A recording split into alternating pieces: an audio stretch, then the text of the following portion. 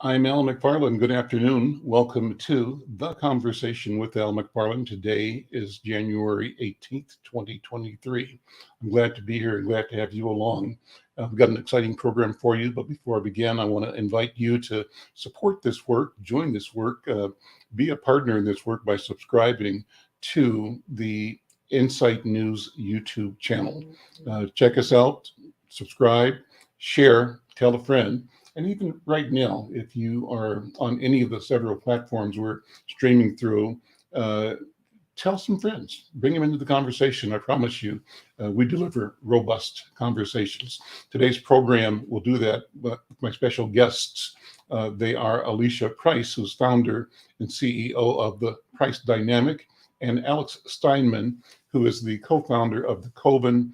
Both of them fascinating, determined, brilliant young leaders, young women, and entrepreneurs talking about building community, building wealth. I want to begin, though, with our hot topics of the day. And we picked a couple of things that we think bear noticing. One is the situation in Haiti. I'm looking at a report from this morning from NPR. The report is entitled, "As Its Only Remaining Elected Officials Depart, Haiti reaches a breaking point." The visual is of a man walking past a burning barricade during a protest against Haitian Prime Minister Ariel Henry, calling for his resignation, that in the capital of Port-au-Prince. And, here's the story. Haiti is a country that's long been beset by catastrophic and political turmoil. It's facing perhaps its deepest challenge in recent decades as its piecemeal government, now lacking any democratically elected officials, struggles to chart a path forward amid gang violence and a cholera outbreak. The constitutional mandate of Haiti's de facto ruler, Prime Minister Ariel Henry, which some viewed as questionable from the start, as he was never technically sworn in, ended more than a year ago. The country has had no president since its last one, Jovenel Moise, I might be hopefully saying it the right way, was assassinated in 2021. Its Senate is supposed to have 30 members, and its lower legislative chamber should have 119. But all of those seats are unfilled. Haiti's elected mayors were all reappointed or replaced in 2020. And last week, its 10 remaining senators departed office after their terms ended, leaving behind a nation's worth of elected offices that now sit empty after years of canceled elections. Final note, according to Haitian-born political scientist Robert Fatton, he's at the University of Virginia, this was a catastrophic situation. It would not be an exaggeration to say that the current crisis is one of the most severe crises that Haiti has ever confronted. Well, we know that Haiti has been in trouble from its inception, from when Africans, Black Haitians, wrestled power from the French colonists that controlled the island, and did so on the battlefield. And in a sense, one could say these Black people have been paying the price for their freedom ever since. And the price often, it seems, has included that the country, people in the country turn on themselves, turn inward towards dysfunction and mayhem. Well, we wish that a reckoning can emerge that will bring peace and prosperity to Haiti. Haiti deserves it. Love to know what your thoughts are, what your feelings are. If you have comments about this story, about the discourse about political and cultural and economic development in Black-led countries in the hemisphere, we'd love to have your comments. The second hot topic is closer to home. And according to a story today, published today, George Floyd's lawyer is asking the judge to throw out the murder convictions not, excuse me, I said that wrong. Derek Chauvin's lawyer is asking the court to throw out the conviction of Chauvin for the murder or the death of George Floyd.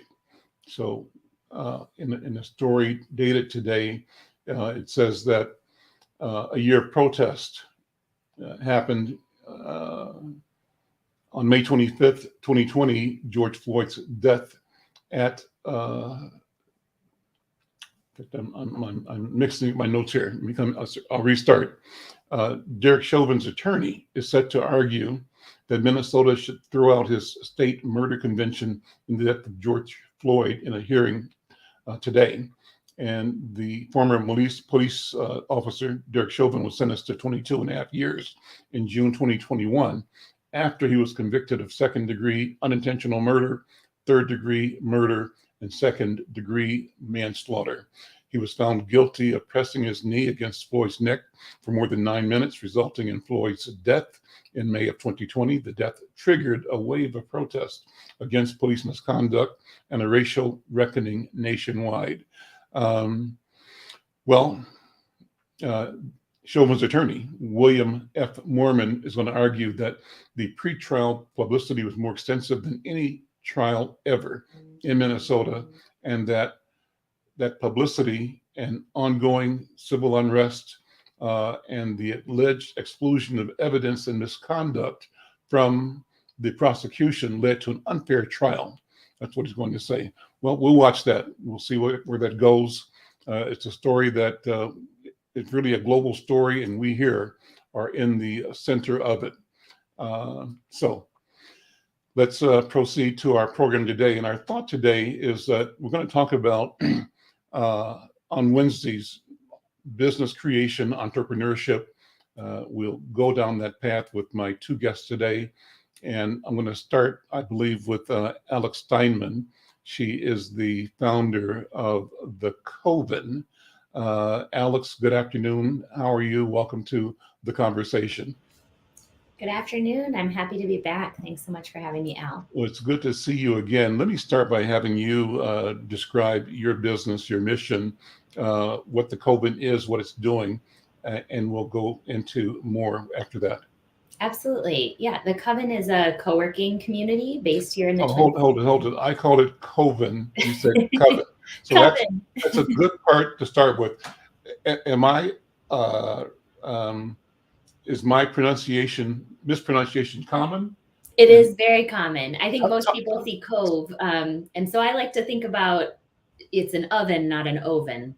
I'm curious. So what's the name signify? Why that name? Why was it chosen? What does it mean? So there's 4 co-founders, myself and 3 others, and we were all friends as we were building the business. And we knew what the name was before we even had the business. And the name itself is really centered in the magic that happens when women, non-binary, and trans people come together. And if you look it up in the dictionary, the Coven does mean a group of 13 witches.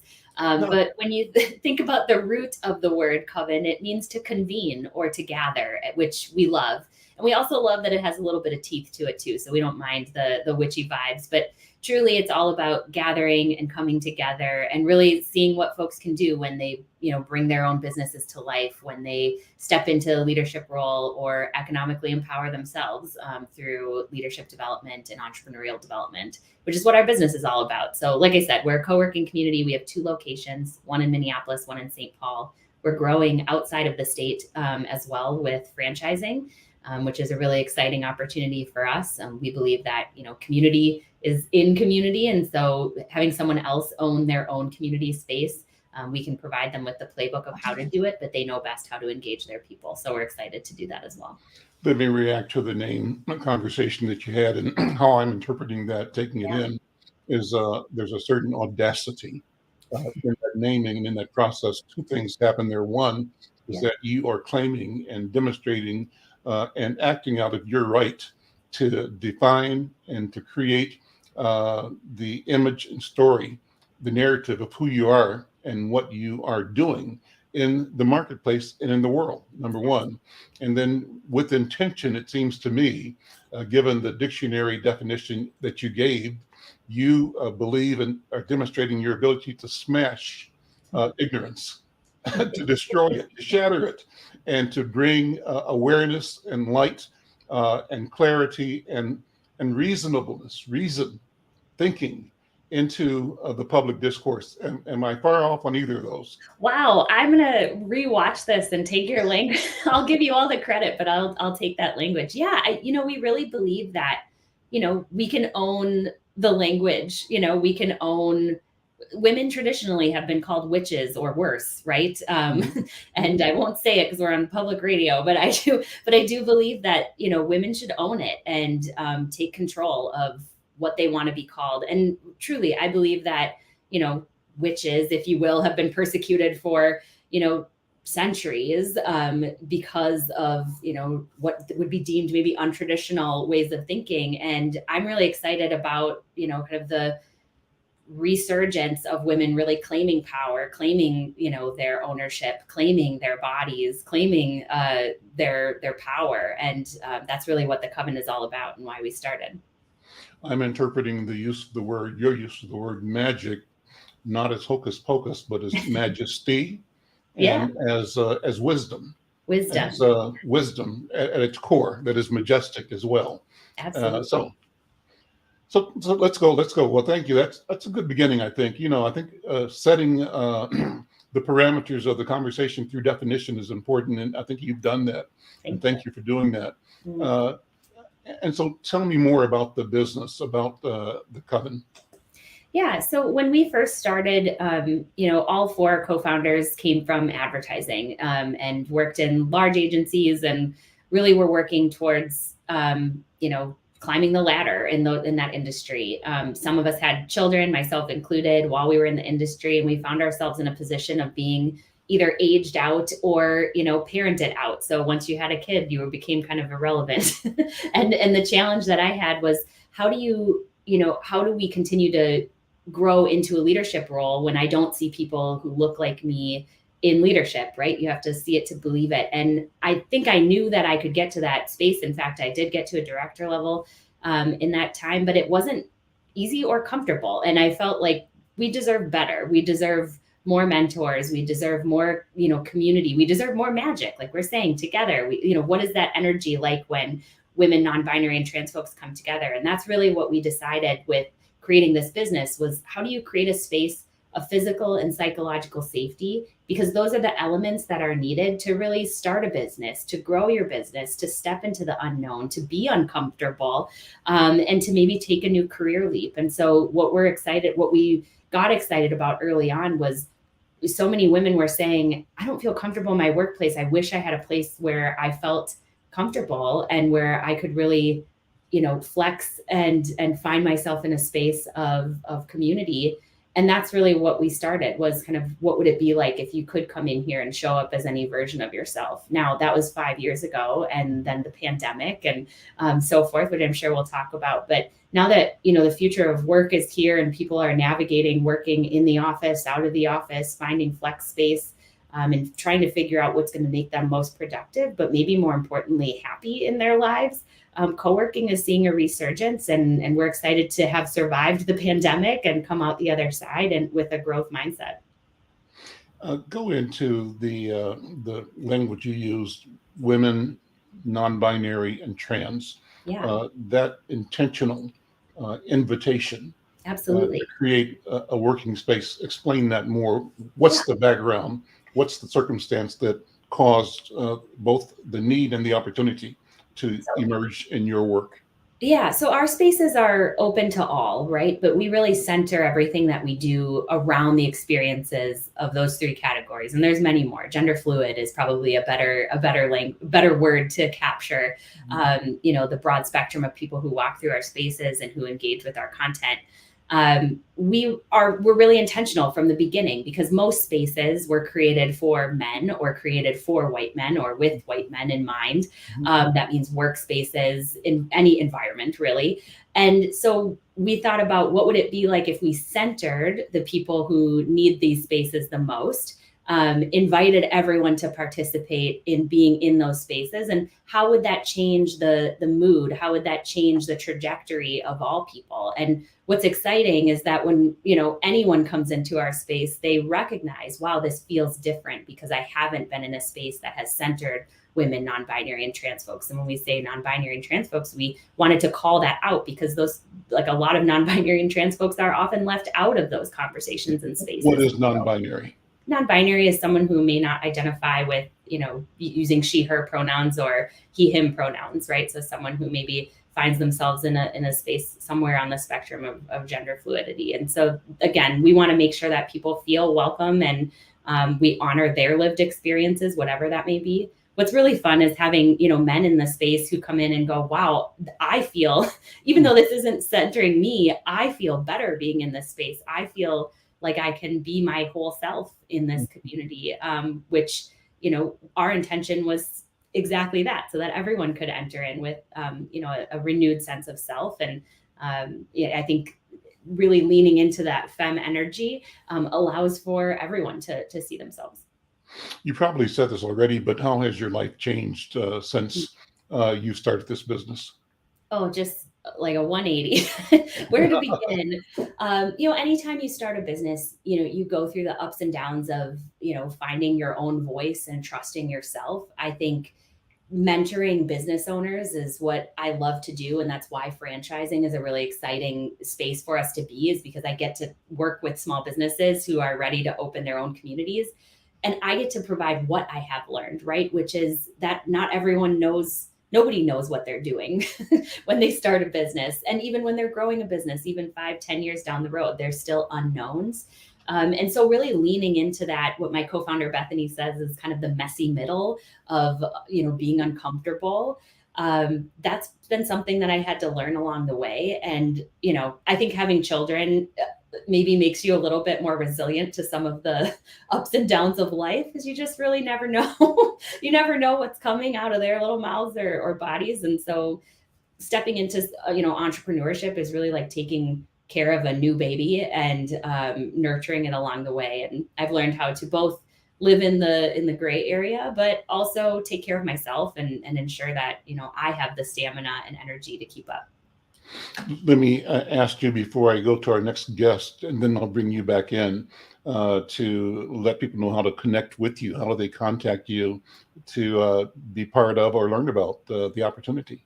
Yeah, you can find us at thecoven.com or hello@thecoven.com if you're interested in connecting with us via email. On Instagram, we're at thecoven.co, and on Twitter, we're at thecovenco. So excited to connect with all of you. I'm Al McFarlane. This is The Conversation with Al McFarlane. I'm going to continue the program, bringing in my next guest. My next guest is Alysha Price. She's the founder of an organization. What's the name of the organization? Let's see. I'm looking at her bio here.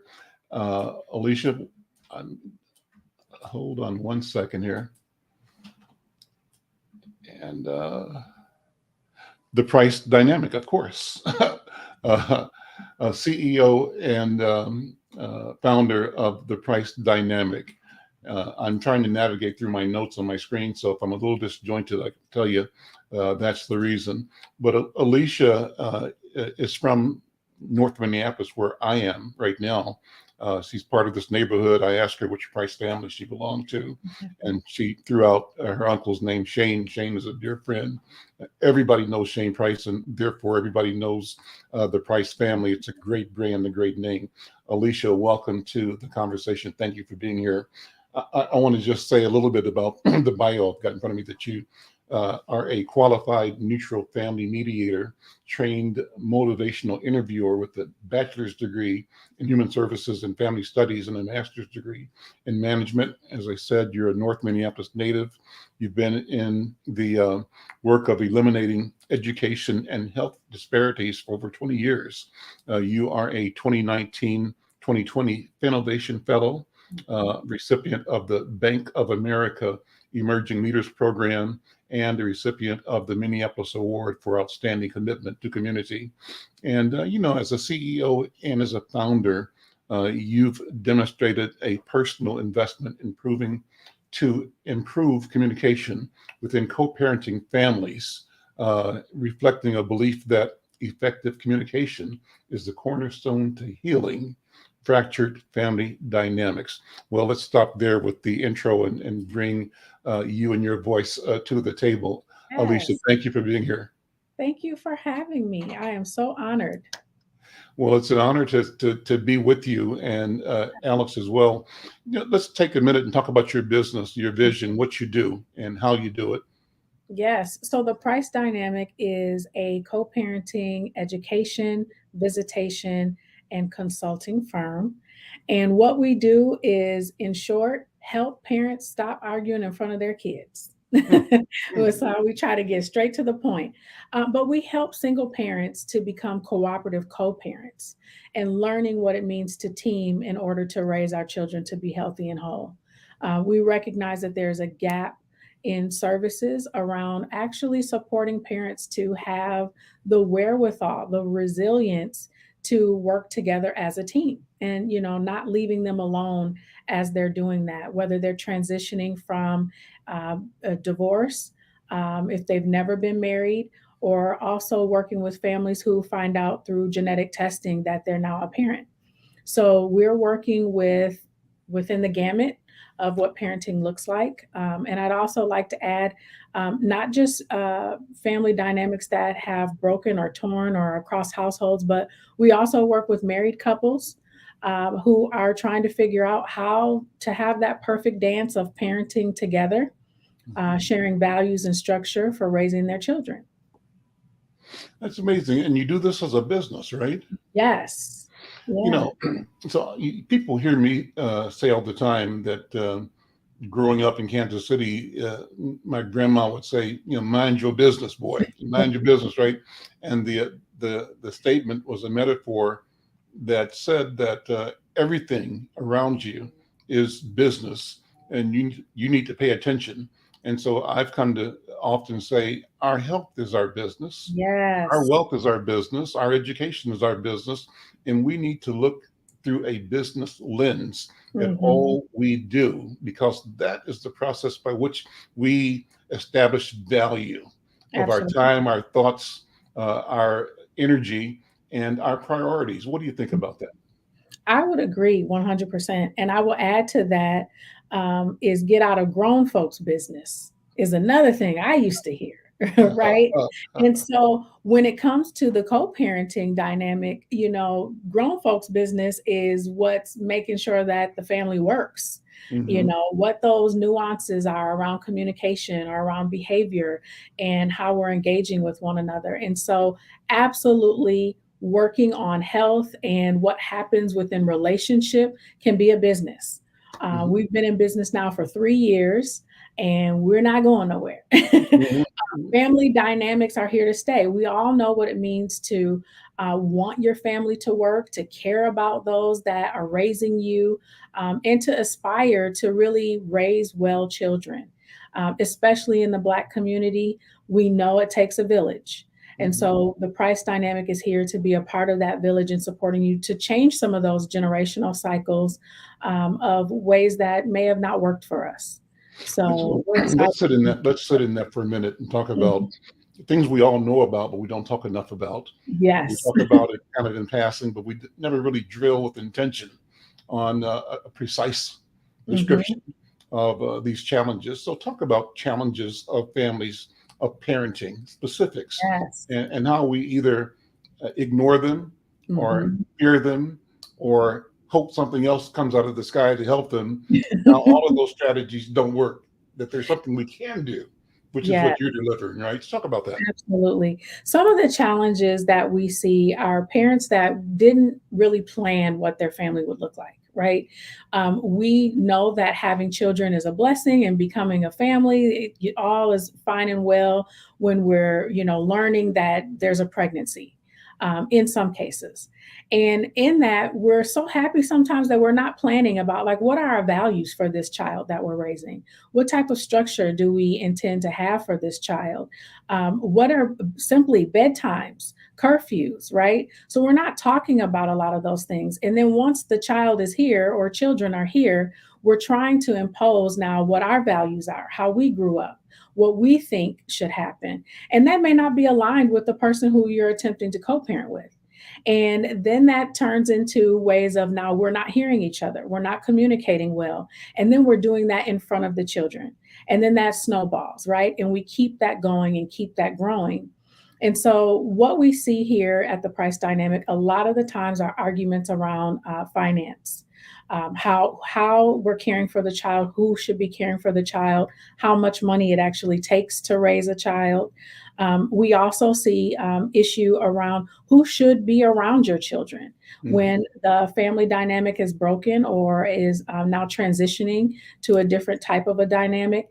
Should girlfriends or boyfriends or bonus parents be around this child or children? And where will they be?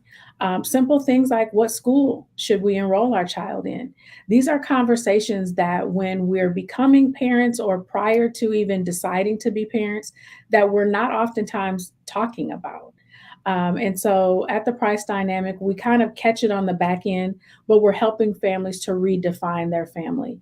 And a big piece for us is redefining your family before the courts do. We're not recognizing a lot of times that when we can't get it right, it moves into a jurisdiction that is not really meant for family issues, right? And then we're relying on the courts to help us to untangle some of those things. How big is the problem? Meaning, that's what I'm stating it. How big is the opportunity? Yes. So what do you think? Yeah, the problem is huge. It spans all families. Opportunity is amazing. The Price Dynamic is working very closely with Hennepin County Family Courts in particular, where we have a very steady referral of families that have been court ordered to parenting time, so supervision services. And also, this is astounding to me, so I will share. Between 2019 and 2022, there were 3,214 paternity cases in between Hennepin County and Ramsey County. And now when we know that there's a paternity case, we're looking for who is the father, right? And this is genetic testing that has to happen. So once we find out who that person is, we're now expecting these two individuals to co-parent. And who's here to help them, right? And some of them know each other, but some of them don't. And some of them have never met their children. And so we're providing a safe space for just even that subset of families to learn how to work together and to connect. How do people reach you if they are listening or when they tell somebody who they know needs help? How do they connect with your organization? You can Google the Price Dynamic. But we're also at, www.thepricedynamic.com. We have an Instagram page, The Price Dynamic, and we're also on Facebook at The Price Dynamic. And people typically find me, Alysha Price, and I respond to several messages as well. We can be reached by phone at 763-432-7277. And we are located in New Hope. Let me bring Alex back in. And before we started the program today, we were talking about how we let the program flow. I believe I suggested pulling up a video of Noah Trevor's departing program, because he talked about Black women in a way that I think Black women should be talked about affirmingly, lovingly. And I wanted to just show a little bit of that because I want that to be what undergirds the balance of the conversation. The three of us talking. And from my side, the spirit of the conversation, Alex and Alysha, is in celebration of the power, the strength, the clarity, and the strength. Well, the strength that women bring to community, to family, and to the universe. Let's check this out, and we'll come back.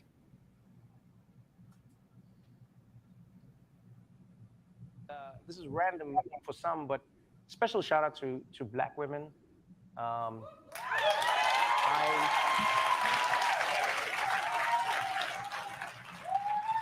You know, I've often been credited with, you know, having these grand ideas of people like, oh, Trevor, you're so smart and you're so, and then like, I'm like, who do you think teaches me? You know, who do you think has shaped me, nourished me, informed me? You know, from my mom, my grand, you know, my aunt, all these Black women in my life, but then in America as well. I always tell people, if you truly want to learn about America, talk to Black women. Yeah, because unlike everybody else, Black women cannot afford to around and find out.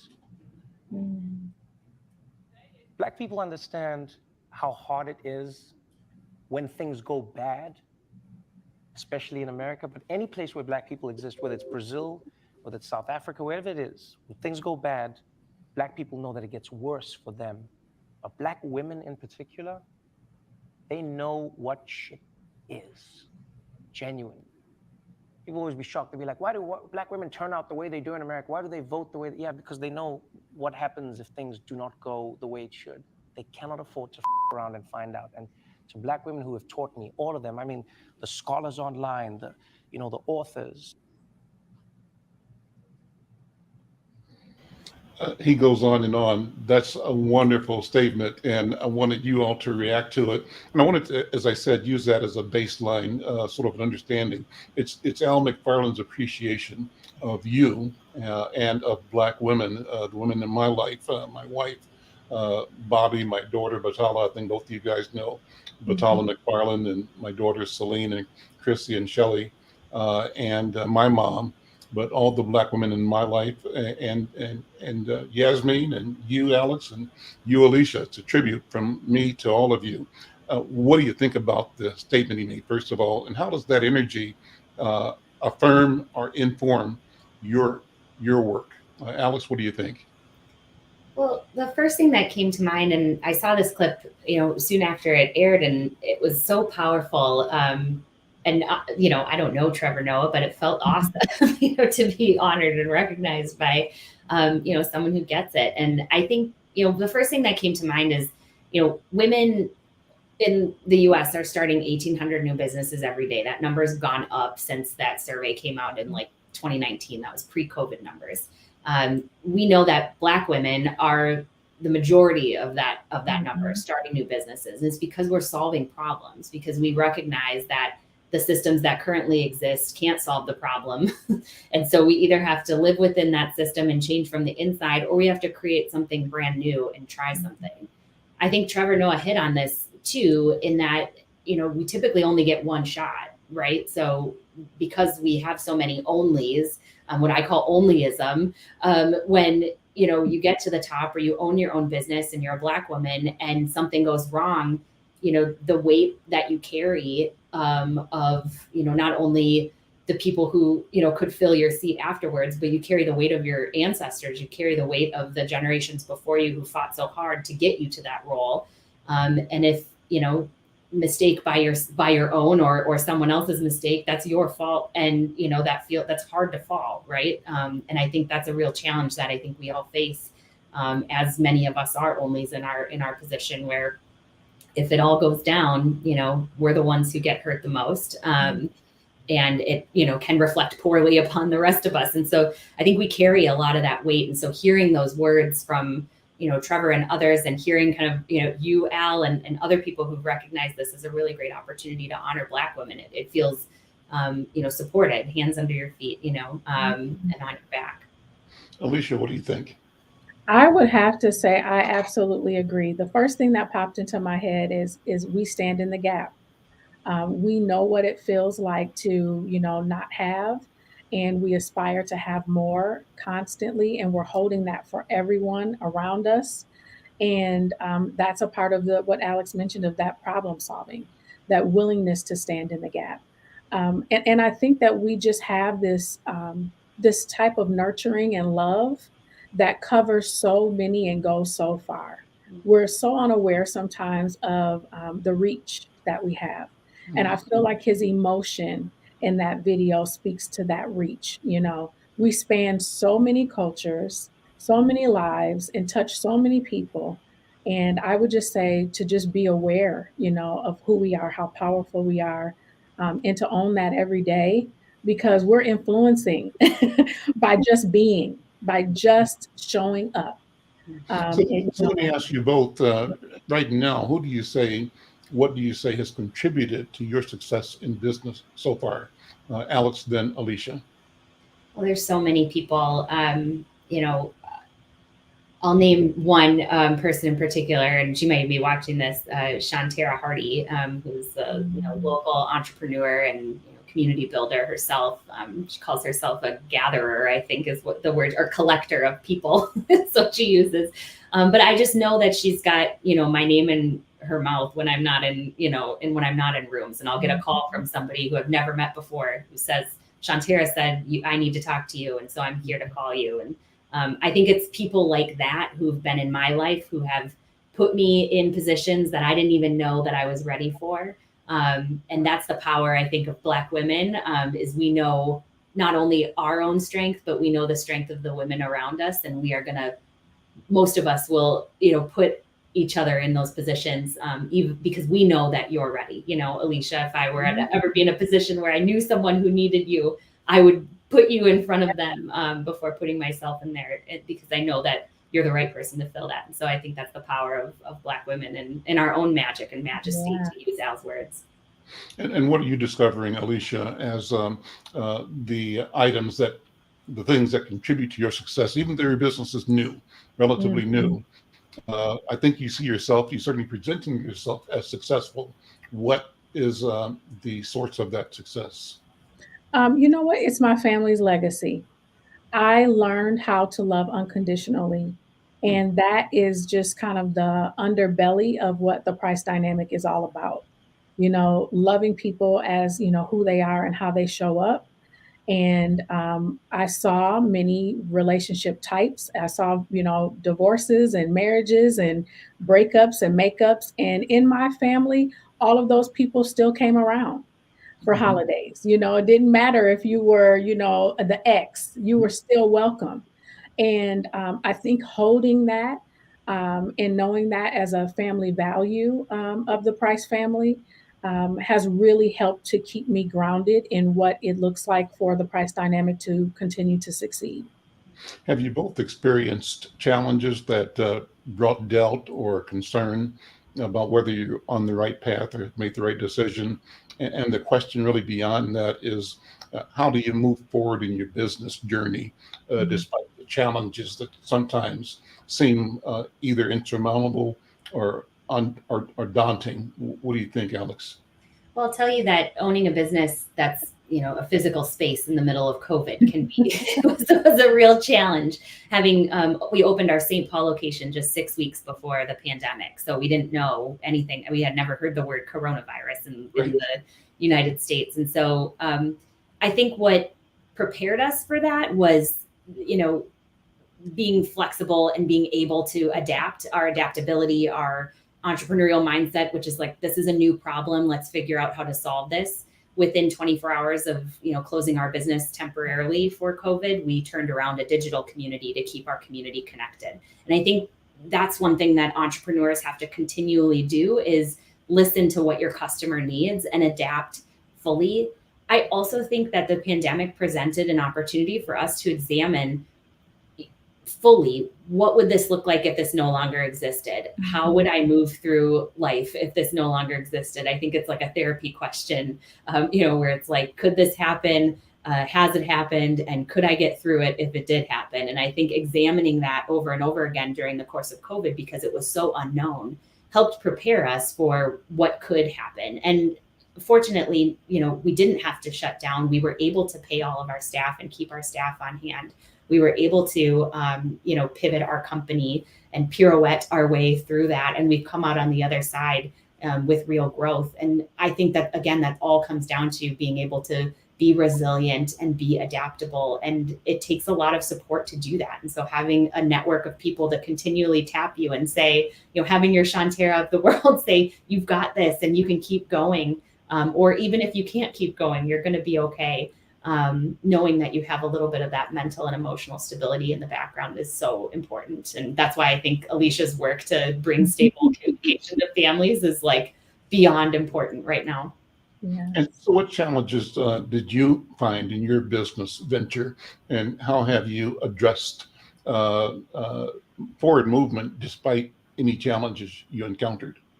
You know, an early assumption for me was that people would just think that co-parents should work together. I thought, well, I did it. I'm a co-parent. This makes sense for me. But, you know, lots of times people are pointing the finger at each other and thinking the other person needs more work done than they do. So I was really optimistic about people just, you know, breaking down my door and calling my phone like, I need help. But that's not what happened. And so very quickly, I had to shift. I had to be willing to be nimble and to pivot and to think about, how do I reach my target population? And how do I reach the families that really need what we're offering but may not know it? And so we quickly shifted to, you know, a business to business structure, and looking at how do we provide our resources and our support to businesses that actually work with this population. So if there are schools or organizations that are working with families that are identifying as single parents or struggling with what it looks like to co-parent, maybe dealing with custody issues or divorcing. And so we took that route to then start to find the families that we actually wanted to impact. And that is not initially how I set out to do our work.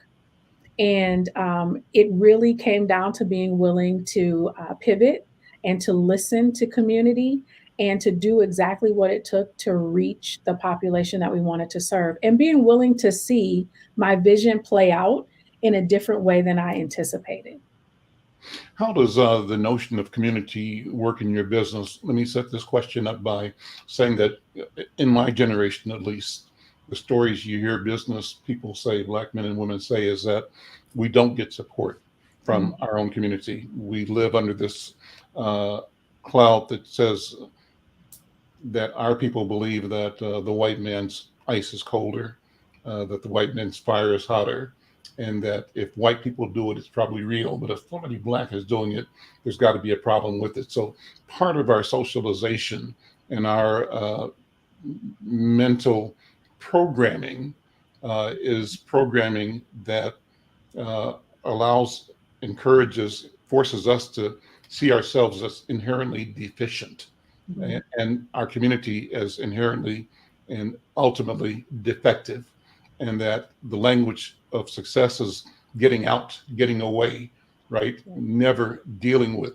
those challenges that we have, and never seeing ourselves as a market that's real, while at the same time we know that the whole world views us as a market and gets rich out of our inability to serve each other and to do transactions with each other that grow wealth and grow economies. So how do you, in your generation, see the change, or is there a change in our community's ability to see itself creating a place for wealth creation among us, for us, by us?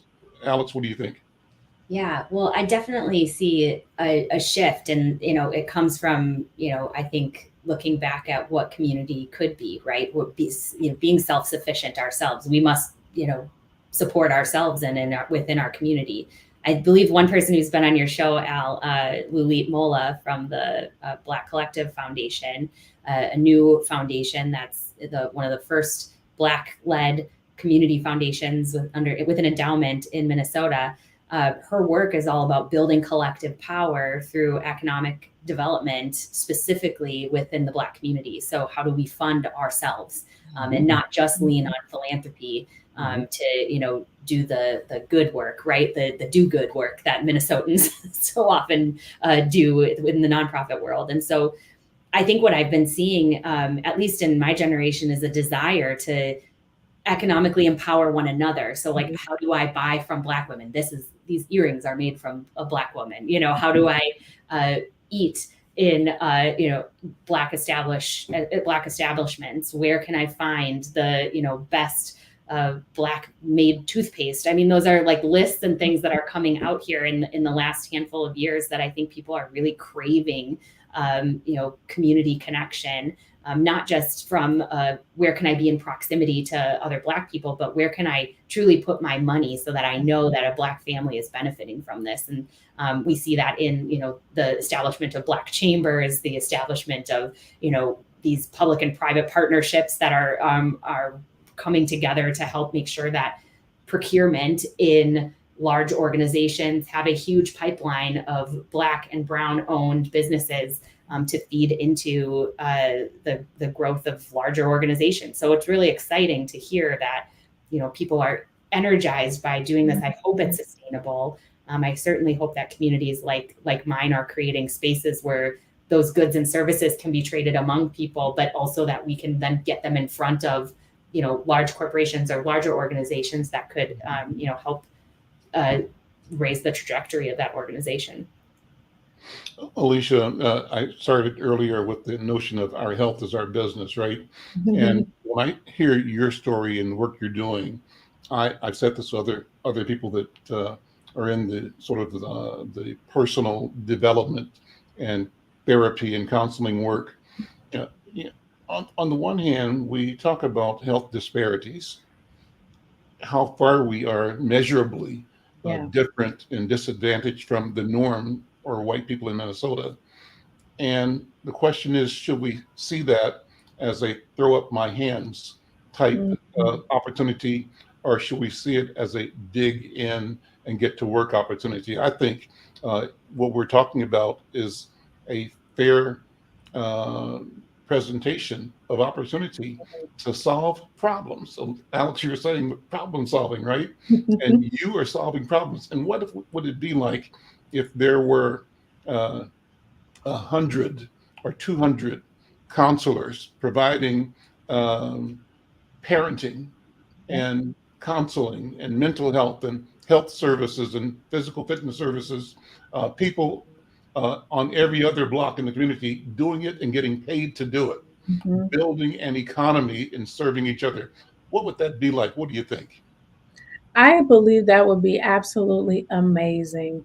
It is in my mind, you say you don't just set up shop and people just show up, but I truly believe if we were to operate in that fashion, people would show up.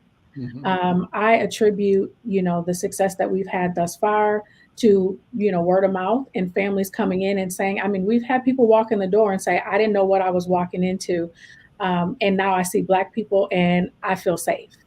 Right. And so having a space, I've learned in the last couple of years for families of color in particular to talk about what happens in their home is essential. And they don't feel comfortable necessarily doing that with people who don't look like them and don't understand them. Because that's the gateway to the court coming in your life. Absolutely. Absolutely. And I also started with, helping with family mediation, because we have lots of individuals that are not of color who are mediating families of color and don't understand how we speak to each other, don't understand the affliction in our voice, the tone of voice, the cadence. There are so many nuances to the ways that we communicate that, we need support with, and then we need to be able to dismantle a lot of the stigma and stereotype that comes with, communities of color and in the ways family engage with each other. And so I think if we were to set up spaces where people could freely communicate and get the support that they need, actually ask for the support that they need, that would be amazing. One of the things that we've struggled with here at the Price Dynamic is that people assume that our business is a nonprofit. And they assume that when you help families, it should always be free. And so I would also encourage people to understand that when you are working on your healing, it should also be something that you're willing to invest in. The Price Dynamic is a social enterprise. We are not just a nonprofit organization, and my family should be paid for the work that we put in and that we do. Yeah. And so also shifting, our thinking around the importance of investing in ourselves and securing our families and dismantling, the disparities that are in our community. I Alex? appreciate you saying that, Alysha, because we get that a lot too. You know, we're an economic development type organization with educational opportunities for both leaders and entrepreneurs. And the first thing people think is, oh, this must be a nonprofit. And you know, I kind of chuckle every time because it's like, oh, you can't do good in, you know, you can't be paid, or you can't do good if you're a social enterprise. And I think that's not the case. And I do see a huge shift in this. Many of the businesses that are being opened right now have a, you know, social mission, despite being a for-profit business. And I think it's important that we do more of that, right? I think having more for-profits that Black women are starting will only beget more of those, and I think encourage people. We can't, you know, see what's not there, and I'm energized by hearing your story of it too, and how that kind of nonprofit energy doesn't feed anyone, you know, literally and figuratively. Yeah.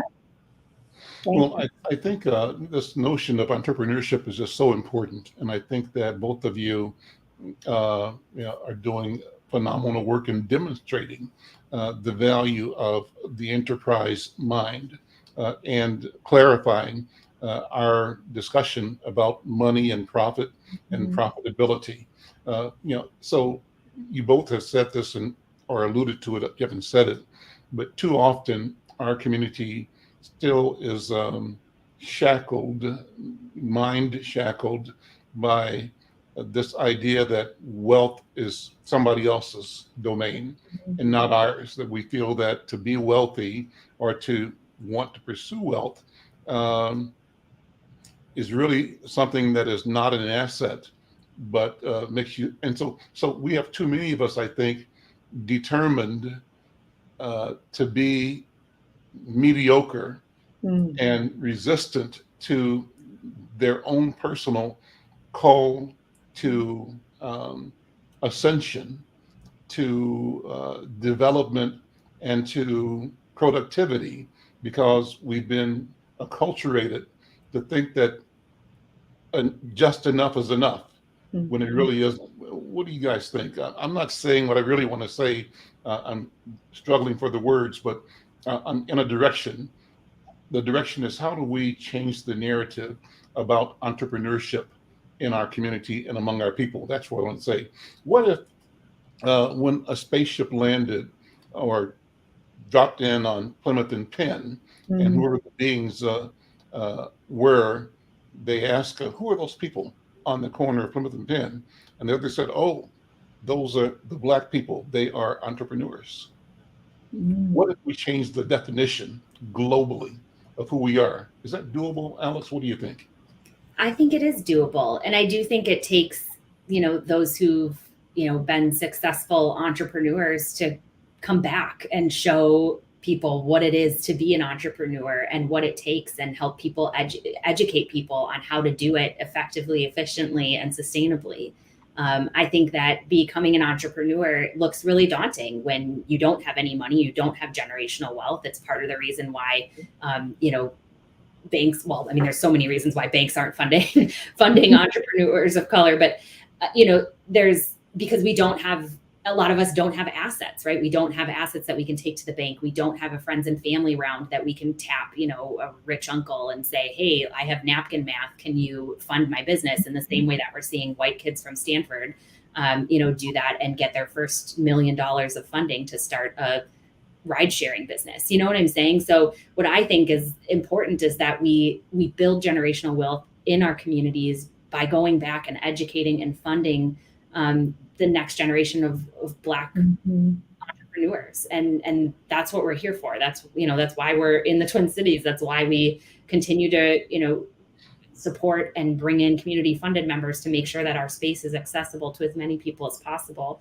It's why we have free digital memberships through Hennepin County to make sure that folks get access to our entrepreneurial content. And that's really important, right? Education is important just as much as funding is. And we want to make sure that, you know, people have access to the resources that they need. And again, I think what's going to change that is Black entrepreneurs helping Black entrepreneurs. And I think that's why we're seeing more Black women start more businesses now more than ever, because we're seeing people be successful, sell their companies for millions, and then be able to give back to the community. Alex, what was your career path before becoming the entrepreneur that you are? I was in advertising. So I went to the University of Minnesota and studied journalism and public relations, and then worked at an ad agency in town called Fallon. I was one of the only Black employees, one of the only Black women there for about a decade, and then left to start the Coven. Okay. And I mentioned your training background, but did you have business background before stepping out into your own business, Alysha? I did actually. Prior to stepping into my business, I was in nonprofit leadership for several years as an executive, supporting a very well-known organization in North Minneapolis, and had worked in nonprofit leadership for years prior to that. Okay. We got about 5 minutes left before we wrap up. I wanted to just open the floor to make sure that both of you are inviting people to know you, to connect with you, and to drive home, the point that you said, but wanted to make sure people get. So, Alex, what is it that we didn't say that you want to say in the next minute or two? Well, community is so important, right? And so whether you're looking for, a place to be after work, or you're looking for people during work, if you're someone who has the ability to work flexibly, I think one of the things that the Coven offers is a place for connection and a place for opportunity. One thing we missed during COVID was those happenstance moments where you sit next to somebody with a cup of coffee, you ask to borrow their charger, and the next thing you know, you're starting a business together. And that's a real story that happens at the Coven all the time. And so, I'm so excited to be back in, IRL in real life with people, and reconnecting with humans. My work through the Coven allows me to do a lot of incredible work with the public and the private sector and nonprofit sector. I'm a part of a coalition called the Groundbreak Coalition, which is led by the McKnight Foundation, which is one of the core pillars there is about bringing more money to Black entrepreneurs. And so I'm excited to be leading that group, that work group, to bring billions of dollars into the Black community and ensure that our communities are stepping into entrepreneurship and are able to sustain and grow themselves. So more on that to come, but I'm really honored to be a part of that. My work at the Coven takes me in a lot of places around economic development. Awesome. Well, thank you for being here. I'm going to close with you, Alysha, and I'll ask you, we mentioned your Uncle Shane and the Price family. To talk about whose shoulders you stand on more broadly. Who's your mama? Who's your daddy? Who's your grandpa? Where y'all from? And all that to say where Alysha is going, not only in the next year or two, but with a generational lens. Mhm. What is it that you're going to be creating for the world and for the next century through the steps you take today? Yes. Well, I stand on the shoulders of my grandmother, Cherie Lovelace Jackson. She was a very strong and powerful woman and had signs all around her house that said, "Yes, you can." I miss her dearly, and I now own all of those signs, and they're throughout my home and my office. And so I believe each day and every step of the way that what I think of, I can do. And that is how the Price dynamic has actually come to fruition. I believe for years to come, what we have created as far as our legacy and generational change is that you can define your family before you have a family. Being intentional about what you want to do as a parent, how you want your children to be raised. And we have single-handedly changed that in my family. I am doing it better than my parents did, and my son is going to do it better than I am. And I'm positive that my grandchildren will have a very different outcome and will understand what co-parenting looks like, but actually be raising their children in the same household. And so we're really working to create an environment where parenting can be what you want it to be, and removing that stigma. And at the Price Dynamic, we believe in the inherent dignity of all parents. So if you make a decision to do better, we're here to support. And we hope to see that happen for years to come. Alysha Price, thank you so much. Alex Steinman, thank you so much. This has been a wonderful conversation. Yeah. Keep up the work. Both of you must come back. I want to spend more time in the areas of your stories and your successes. I'm Al McFarlane. Thank you for being here. This is The Conversation with Al McFarlane. We'll see you next time.